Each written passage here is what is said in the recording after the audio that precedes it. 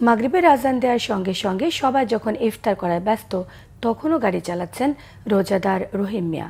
অসহনীয় যানজটের কবলে রাজধানীবাসী সারাদিন স্বস্তি থাকলেও ইফতারের ঠিক আগ মুহূর্তে সৃষ্টি হয় এই তীব্র যানজট। নগরবাসী একসময় ঘরে ফিরলেও চলন্ত বাসে পানি দিয়ে ইফতার সারতে হয় বাস চালকদের। আরও জানাচ্ছেন শুভ খান।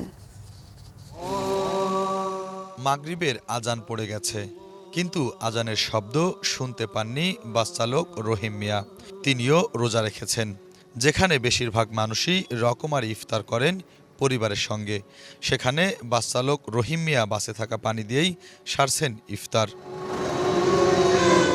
সারাদিন রোজা রেখে ক্লান্ত শরীরে ইফতারের আগ মুহূর্তে অনেকেই বিশ্রাম নেন। কেউ করেন কোরআন তেলাওয়াত, কেউ বা ইফতার বানাতে ব্যস্ত থাকেন। কিন্তু রহিম মিয়ারা এ সময় ব্যস্ত থাকেন যাত্রীদের গন্তব্যে দিতে। জ্যামটা না পড়লে মোটামুটি যে চললে বাতাস টাতাস লাগে, এই জন্য ভালো লাগে। আর যখন মনে করেন যে জ্যাম পড়ে যায় তখন অনেক কষ্টকর। ইফতারি যদি আজান রাস্তায় পাই তাহলে রাস্তায় রানিংয়ে করতে হয়। পরিবারের সাথে ইফতার করা হয় না, পরিবারের সাথে হয়তো হয়নি। রোজা রেখে এই গরমে লোকাল বাস চালানো কষ্টসাধ্য। তার মধ্যে শুনতে হয় যাত্রীদের বকাঝকা।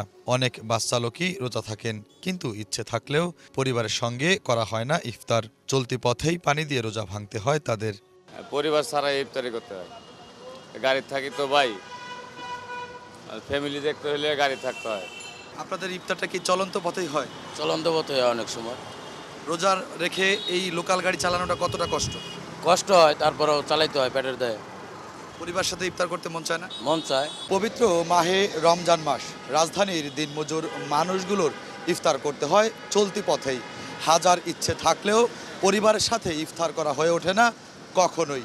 দেশের প্রতিটি দিনমজুর মানুষের জন্য সবসময় শুভকামনা। শুভ খান, বাংলা ভিশন, ঢাকা।